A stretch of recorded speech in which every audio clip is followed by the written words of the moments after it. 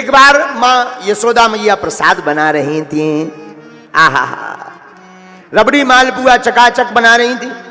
हमारे कन्हैया, हमारे ठाकुर जी माँ के पास गए, जैसी प्रसाद को पाने के लिए हाथ लगाने वाले, ए कन्हैया दूर रह जा, दूर रह जा, ना छूना, दूर रह जा।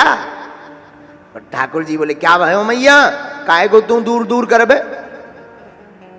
यशोदा मैया कहती है लाला जी मैं ना बताऊंगी, अपने बाबा से पूछ ले।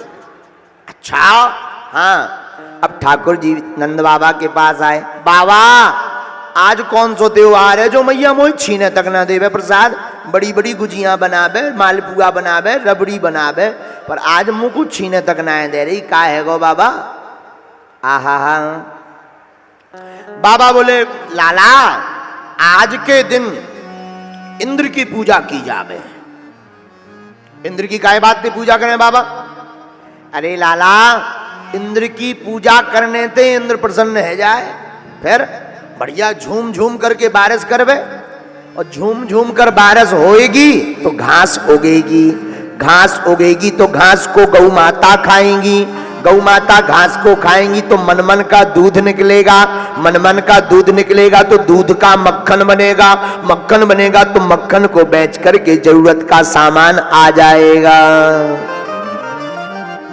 भगवान बोले बाबा ये तो इंद्र की ड्यूटी है, काम है काम, घूस ना देनी चाहिए, वहां को घूस देने की क्या जरूरत है। पूजा करनी ही है तो गोवर्धन नाथ की करो। ये गोवर्धन पर्वत क्या है भैया, गोवर्धन पर्वत श्री हनुमान जी के द्वारा स्थापित है। एक जगह वर्णन आया जब राम सेतु के लिए पत्थरों की कमी पड़ गई तो सबको कहा कि लाओ पत्थर पहाड़ों को, तो श्री हनुमान जी लेने के लिए गए तो गोवर्धन पर्वत को उठा लाए। ले जा रहे थे तब तक रास्ते में राम जी ने खबर भिजवाई कि अब पूर्ति हो गई, इसको रख दो। तो गोवर्धन पर्वत को ब्रज में जाकर के स्थापित कर दिया। तो गोवर्धन पर्वत बड़ा निराश हुआ, बोले हम तुम्हें श्राप दे देंगे, तुमने कहा था राम जी के दर्शन होंगे, चलो।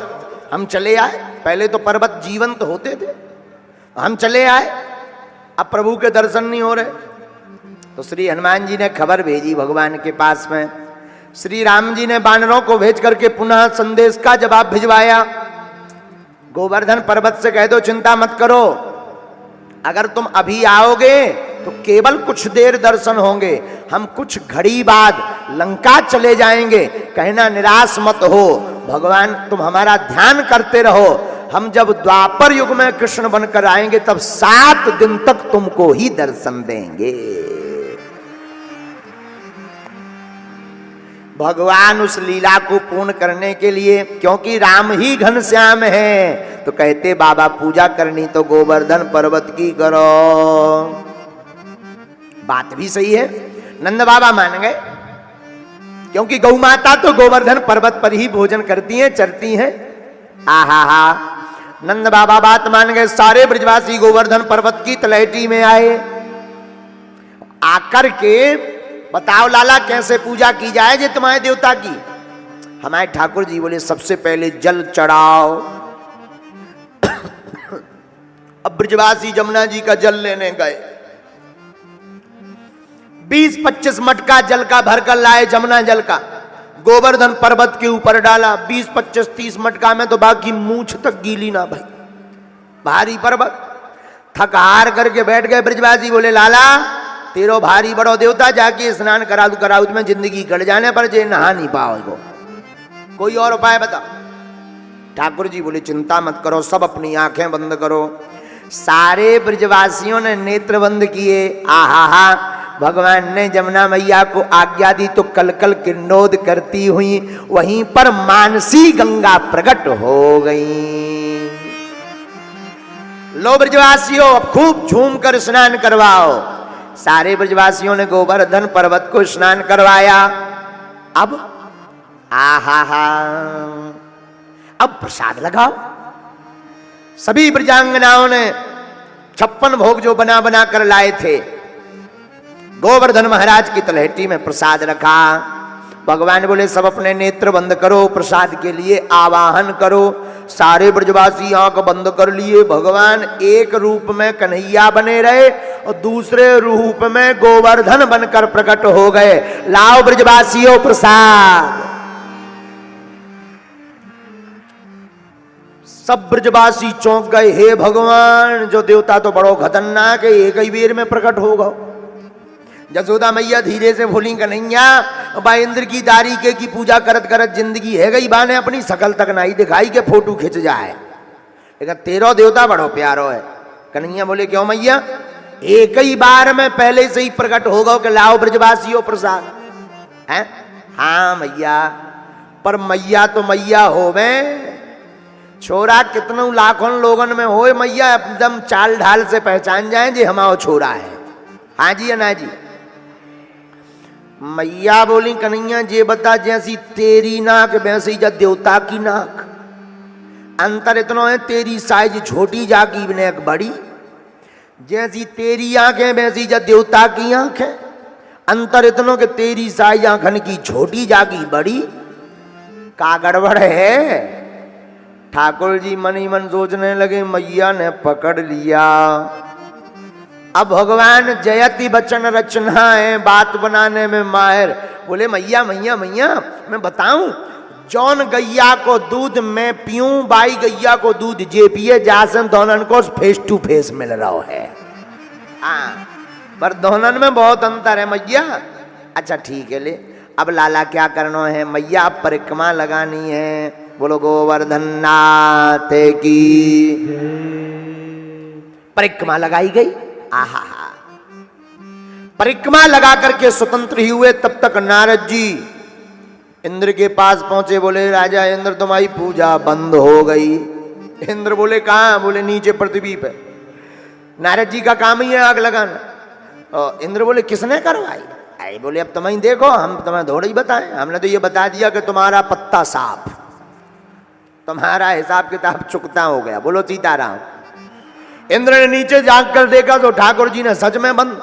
इनको लगा छोटा सा लाला, छोटे से बालक ने पूजा बंद करवा दी। अभी बताते हैं, कई बार हम लोगों से भी ऐसी भूल होती है, व्यक्ति को समझ नहीं पाते, और भगवान को समझना तो बड़ा मुश्किल है। कई लोग कहते हैं, महाराज हमने तो भगवान के अनेक बार दर्शन करे।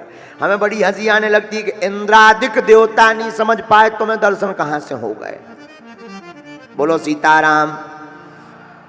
इंद्र रुष्ट हो गया, उसने मूसलाधार बारिश प्रारंभ कर दी। मेघों को आज्ञा दी, जाओ ब्रज में बारिश प्रारंभ कर दो। ब्रज में जैसे ही बारिश प्रारंभ हुई, सारे ब्रजवासी चिल्लाने लगे, हे कन्हैया बचाओ, हे माधव बचाओ, हे गोविंद बचाओ, हे गोविंद बचाओ। सब चिल्लाने लगे। आहा, भगवान करणावतार है। सब ब्रजवासियों से बोले, चलो गोवर्धन की तलहटी में। गोवर्धन की तलहटी में पूरे ब्रजवासियों को लाए। भगवान ने कहा, सब अपने अपने नेत्र बंद करो। तो नेत्र बंद जैसे ही सारे ब्रजवासियों ने किया, भगवान ने अपनी छोटी अंगुली पर गोवर्धन पर्वत को धारण कर लिया। गोवर्धन नाथ की। आओ ब्रजवासियों, सब छिप जाओ। सब गोवर्धन के नीचे जाकर छिप गए ब्रजवासी। तुरंत भगवान ने नाग को आज्ञा दी कि कुंड बनाओ। बासुकी नामक नाग को ब्रज में कुंड बना दिया गया। आहा, भगवान गोवर्धन पर्वत को धारण किए हैं। ब्रजवासियों को लगा, कन्हैया छोटे से हम भी कुछ लगा ले। किसी ने लकड़ी लगा ली, किसी ने कंधा लगा लिया, किसी ने सिर लगा लिया। एक दिन हो गए, 2 दिन हो गए, 3 दिन हो गए, तो कुछ ब्रजवासी हाथ जोड़कर आए, अरे ओ लाला, 2-3 दिन से हम देख रहे, ना तू सो रहा, ना बैठ रहा, ना आराम कर रहा, ना मक्खन खा रहा, नेक्सो आराम कर ले, बीमार पड़ जाएगा। ठाकुर जी बोले, नहीं नहीं ठीक है, हम बढ़िया हैं, ऐसे ही ठीक है। अरे ब्रजवासी बोले, पागल है क्या? क्या समझ रहा है कि तू छोटी सी उंगली पे पर्वत उठाए? देख हम भी कंधा लगाए हैं। कोई बोला, देख लाला हम भी लकड़ी लगाए। कोई बोला, देख हम तो खपड़िए ही लगाए। सारे ब्रजवासी दिखावे। भगवान बोले, हाँ हाँ ठीक है, आप ही लोग उठाएं, पर अब रहने दो। ब्रजवासी बोले, वाह, अपने आप को बलवान समझता है, बैठ जाओ, सो जाओ, कुछ देर आराम करो, विश्राम करो, कुछ मक्खन अक्खन खा लो, बीमार पड़ जाओगे, उम्र छोटी है। भगवान बोले तो लो पर्वत संभालना। ब्रजवासी हंसकर बोले क्या तुम्हाइया पकड़े, संभाले हैं सब, जाओ सो जाओ। भगवान ने अंगुली हटाई नहीं, नेक अंगुली टेढ़ी करी सो सबकी काऊ की खपड़िया फूट गई, काऊ की नकरिया टूट गई, काऊ को कंधा टूट गया, सब चटर पटर फटर हो गए। सब बोले अरे बचैयो बचैयो लाला, नीचे आओ नीचे आओ नीचे आओ। भगवान ने फिर सीधी कर ली, काऊ कैसी रही? ब्रजवासी बोले अरे राम राम राम राम, हम लोग तो सोच रहे थे हम उठाएं, और पूरा भार तो यही। और बात बहुत सही है, ये कथा का आशय बहुत अच्छा है। हम लोग संसार में समझने लगते कि हम सब कुछ कर रहे, पर करने वाला तो कोई और होता है, दिखाई हम पड़ते हैं। करने वाले राम जी होते हैं, दिखाई हम पर पड़ते हैं, हम लोग पड़ते हैं, और लोग भरम हम पर करें। हम लोग सोचते हैं हम ऐसा, अरे हम ऐसे, हम वैसे, ठठरी के बरे। कोई नहीं बचा हम वाला, जिसे मैं की हवा लगी, जिसे मैं की हवा लगी, उसे ना दुआ लगी ना दवा लगी। हाँ, अहमता बहुत खतरनाक है।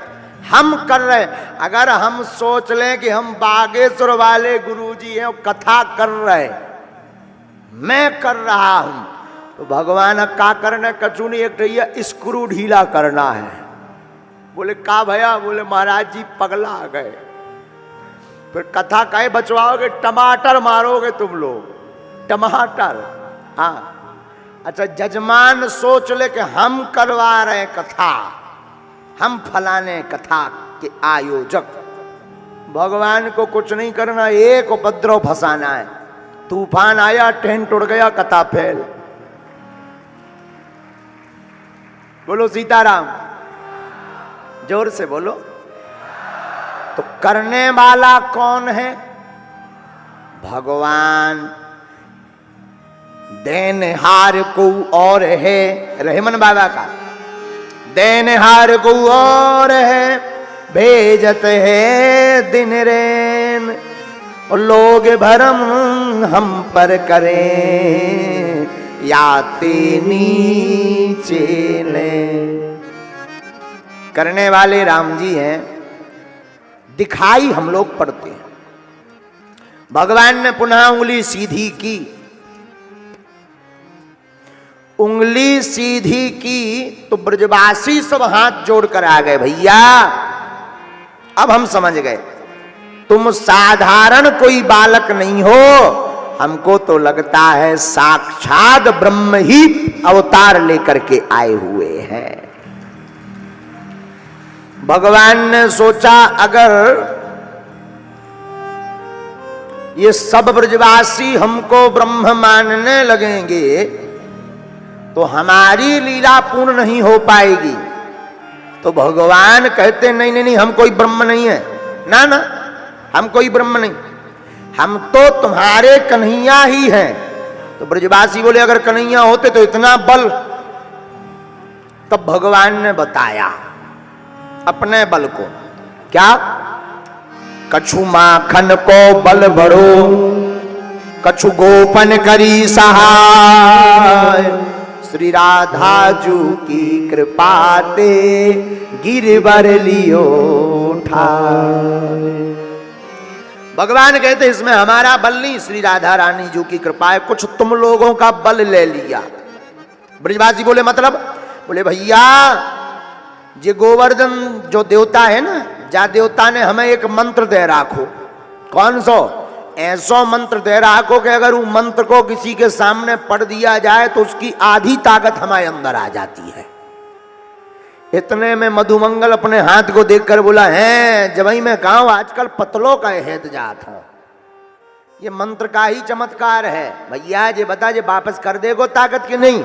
भगवान बोले वापस हो जाएगी ताकत। सारे ब्रजवासी भगवान की जय जयकार करते हैं। एक अद्भुत घटना इस लीला में होती है। थोड़ी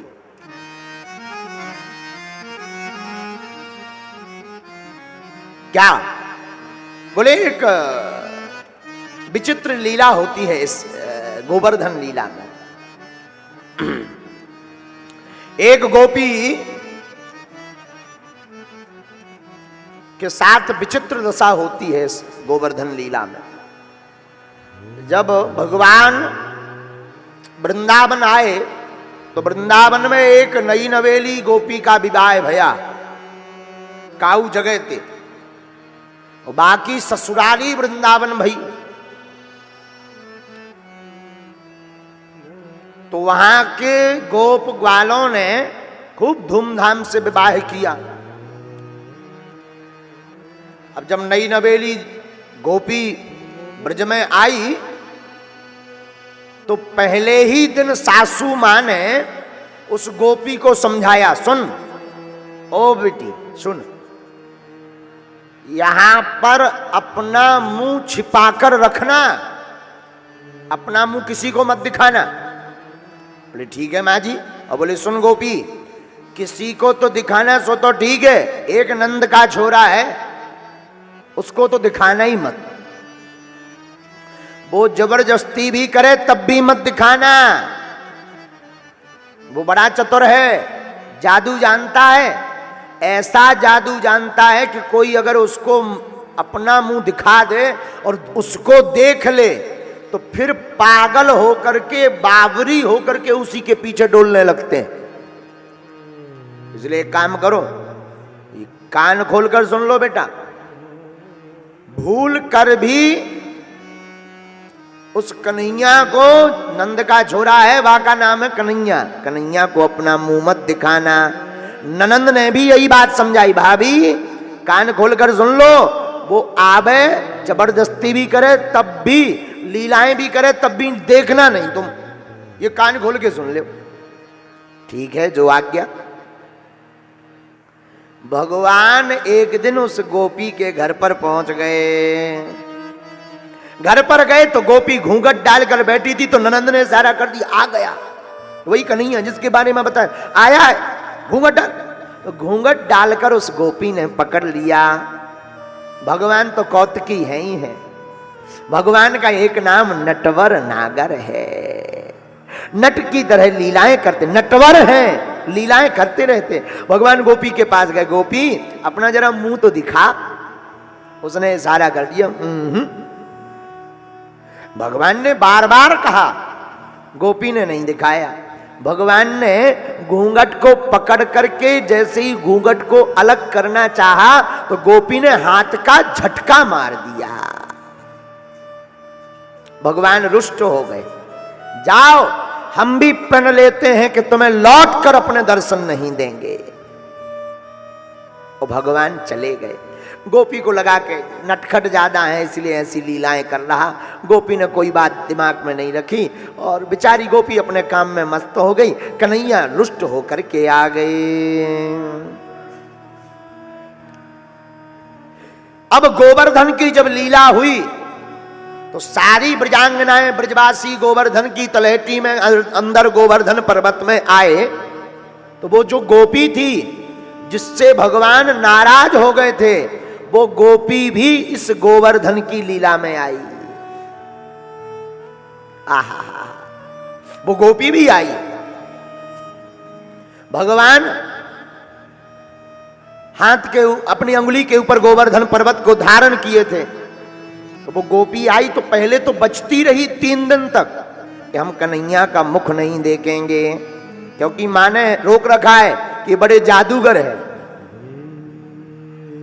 लेकिन चौथे दिन अचानक उस गोपी की निगाह हमारे ठाकुर जी के ऊपर, चितवन सरोज मुख मलिन जिनका है, लावण्यमयी स्वहद सौम्य मूर्ति जिनकी है, जिनका स्वरूप विग्रह बड़ा अद्भुत, कटीली कारी कारी अखियां, घुंघराली लटे लटके मुख, ऊपर कुंडल लोल कपोलन की, न्यौछावर प्राण करूं कृष्णा बलि जाऊं लल्हा के बोलन की। वो घुंघराली लटे, वो भगवान की कारी कारी आंखें, वो सफेद सफेद दंतावली, वो भगवान के लाल लाल होंठ, वो भगवान के भरे भरे कपोल, भरे भरे गाल, वो भगवान का शंख की भांति गला, वो भगवान की बड़ी बड़ी भुजाएं, वो भगवान का हृदय स्थल, वक्ष स्थल, वो भगवान के ऊपर मोर मुकुट, वो भगवान के अधरों पर कई बार बांसुरी, कई बार कटी में बांसुरी, वो पीतांबर, वो मुस्कान, वो माधुर्य मूर्ति, वो लावण्यमय मूर्ति, उस सुहजता, सहजता, सौम्यता, दिव्यता को देखकर वो गोपी बाबरी हो गई, पागल हो गई, अखियां टिक गई, आंखें का पलक मिलकना बंद हुआ ऐसे भगवान की मूर्ति को देख करके। टिक गई गोपी, मन ही मन अपनी सासू मां नंद को गाली देने लगी कि मैं कितनी बाबरी रही जो ऐसे घनश्याम के चितवन को छोड़कर संसार के लोगों को देखती रही, मुझसे बड़ा अभागी इस दुनिया में कोई नहीं होगा। और जैसे ही भगवान ने देखा कि गोपी की आंखें हम पर टिक गईं, तो भगवान ने मुंह पलट लिया। तो गोपी उस तरफ गई तो भगवान ने इस तरफ कर लिया, और भगवान जोर से खींच कर बोले, याद है गोपी, हमने भी प्रण लिया है अपना मुख कभी नहीं दिखाएंगे। गोपी की आंखों में आंसू आ गए, रोने लगी वो गोपी, चरणों में गिर पड़ी, हे कन्हैया, हे माधव, हे चितचोर, हे माखन चोर, माफ करो हमें, भूल हो गई, मैं पागल थी, मैं बावरी थी, मेरी मति मारी गई थी जो मैंने इन लोगों की बात को माना। हे ठाकुर, लेकिन अब अपने रूप रस सुधा से दूर मत करो, जी भर निहार लेने दो, जी भर देख लेने दो, जी भर आपको निहार लूं, हमारा मन शांत हो जाएगा। कन्हैया, माधव, क्षमा कर दो, हैं तो आपके ही। भगवान ने इशारा किया, नहीं। हमने सुना कि वो गोपी 3 दिन तक रोती रही, परंतु भगवान ने मुख नहीं दिखाया। अचेत पड़ गई, गिर पड़ी, शरीर के मानो प्राण पखेरु जैसे उड़ गए हों, पर भगवान ने मुख नहीं दिखाया। जब 7वें दिन की लीला पूरी हो गई, सब जाने लगे, तो वो गोपी कहती, माधव एक बात बताओ, मैं क्या प्राण त्याग दूं आपके वियोग में? क्या मैं अब जीऊं ना? क्या कभी किसी से गलती होती तो उसकी माफी नहीं होती कन्हैया? भगवान बोले, गोपी अभी माफ नहीं करेंगे। फिर, गोपी तुमने हमारे साथ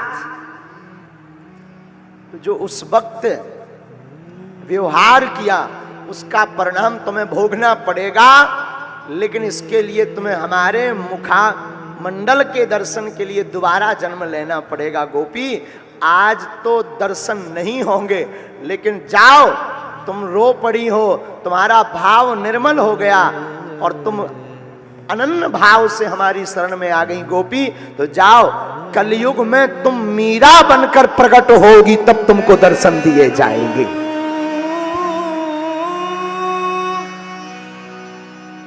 आपको कलयुग में मीरा बनना पड़ेगा, तब हमारे तुम्हें दर्शन होंगे भव्य और दिव्य। जाओ, आशीर्वाद है। वही गोपी कलयुग में मीराबाई बनकर के प्रकट भई। तो गोवर्धन लीला 7 दिन तक चली भगवान की। भगवान पीतम शैलम स्वस्थाने पूर्वत प्रभो पश्चाताम सर्वभूतानां स्थापयामास लीलया। भगवान ने भागवत के 10वें स्कंद का 25वें अध्याय का 28वां श्लोक, भगवान अपि तम शैलम स्वस्थाने पूर्वत प्रभो। भगवान ने गोवर्धन पर्वत को ज्यों का त्यों रख दिया। राजा इंद्र क्षमा मांगता हुआ भगवान के चरणों में आया। अहम इंद्रो हि देवानां त्वं गवाम इंद्रताम गतः। क्षमा मांग कर गया। भगवान तो दयालु भक्त वत्सल हैं, इंद्र को क्षमा कर देते हैं।